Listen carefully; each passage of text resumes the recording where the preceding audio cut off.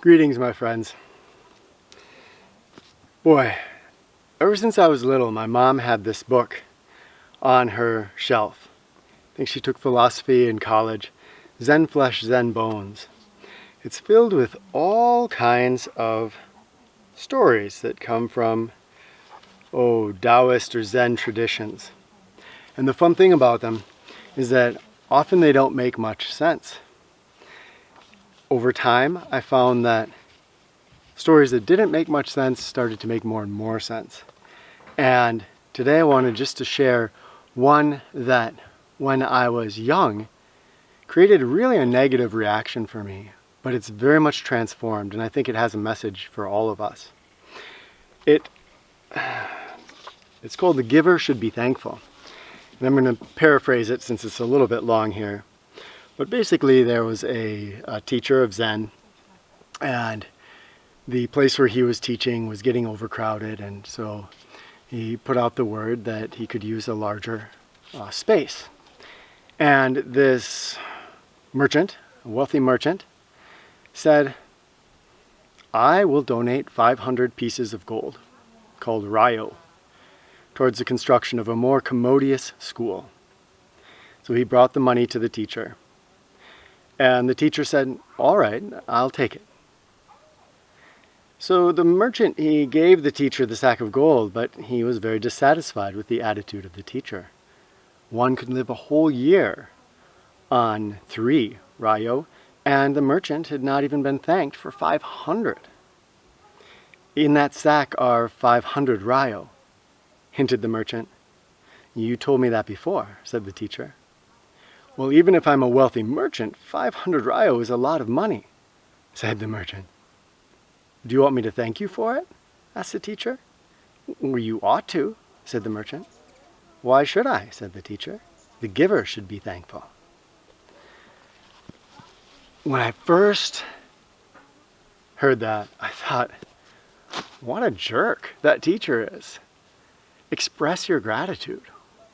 And today, in some ways I still feel the same way. As you know, I feel like gratitude is so important.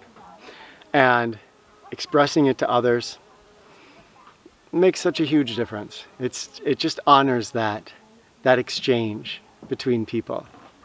But I did over time start to see the wisdom in this idea that the giver should be thankful. And it happened primarily as I started to think about the things we have to be able to give. A simple example. Let's say you have a neighbor and they are quite elderly and you live in the northern climes, and during the winter they try to get out there and shovel their walk, and they're doing their best, but they're just having a lot of trouble. You go over there and you shovel for them, and you have a strong body and you're capable.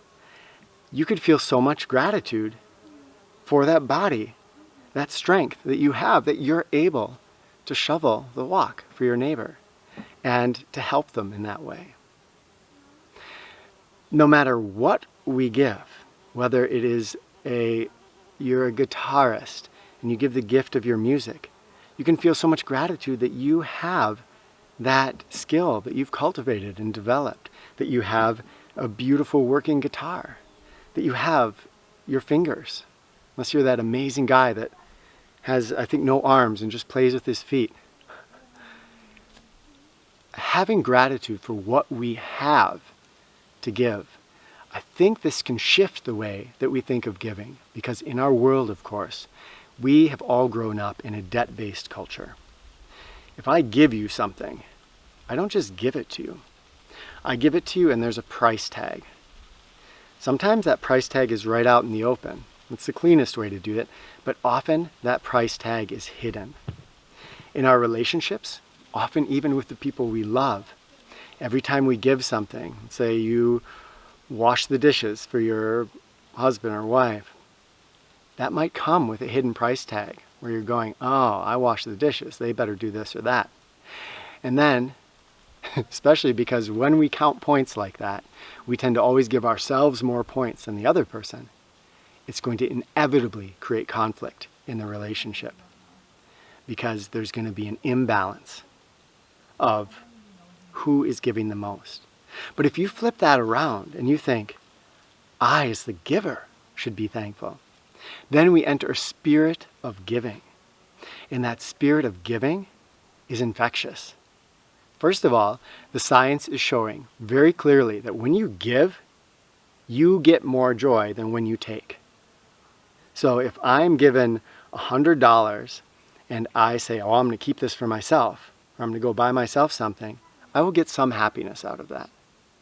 But if I give that money away, I am going to actually derive more joy and happiness for me. That we've been taught that our joy and our happiness comes from give to me, give to me, give to me. But the truth is, it's the opposite. It's when we give that we derive the most happiness. So, we have these examples in our culture. Thinking of people like Mother Teresa, a giver, a person that wasn't obsessed with getting for herself, but she just gave. And she's become a hero to a lot of people. Even if we look at our superheroes, Superman and Wonder Woman, they don't swoop down and pull the car off of the person and say, that will be $500. They do it because they are capable of it. They give out of that spirit of service.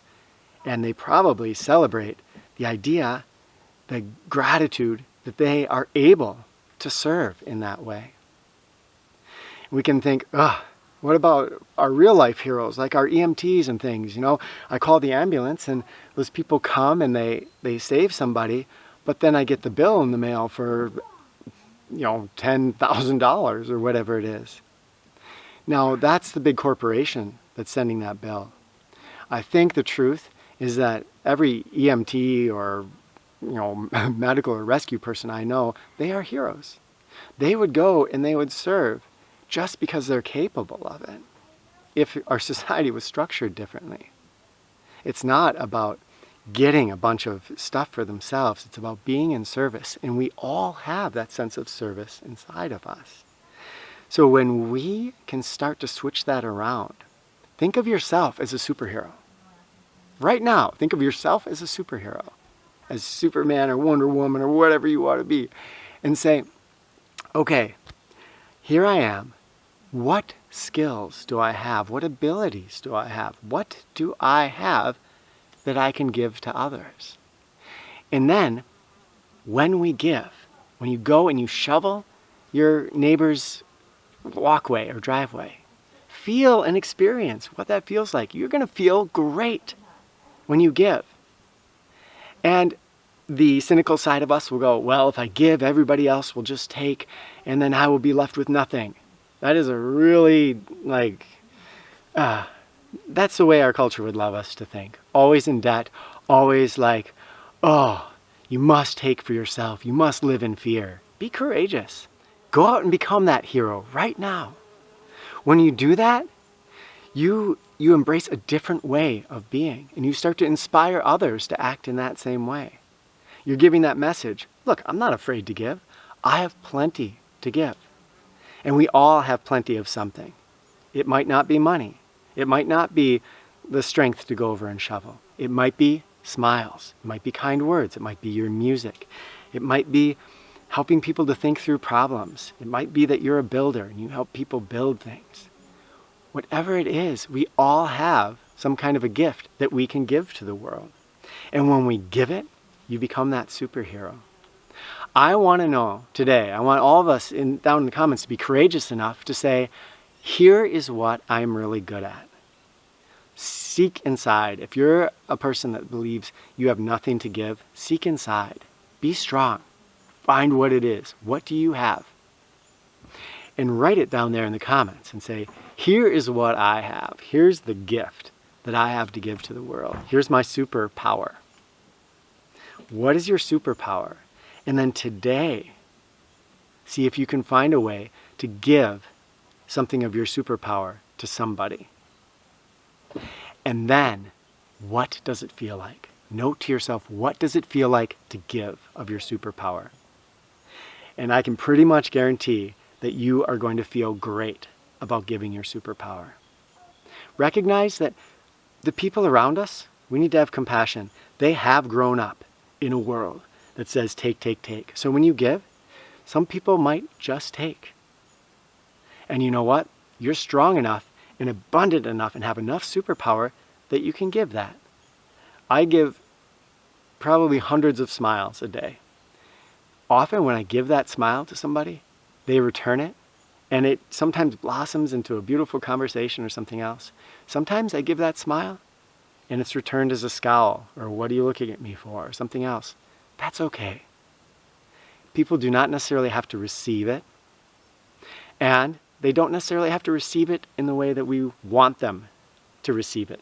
That was the lesson there for the wealthy merchant. But if that wealthy merchant, and if you and I can start giving from that superhero place, we can change the world. Tell me in the comments, what is your superpower? And then share it with the world today or tomorrow, hopefully today. And if you think about it, come back and say, here's what happened when I shared this. All right. I love you all. Thank you for living your lives in a way that continuously looks for ways to evolve, to become a better person, to make this world a better place. We're doing something magical together. Can't wait to see what you have to say in the comments.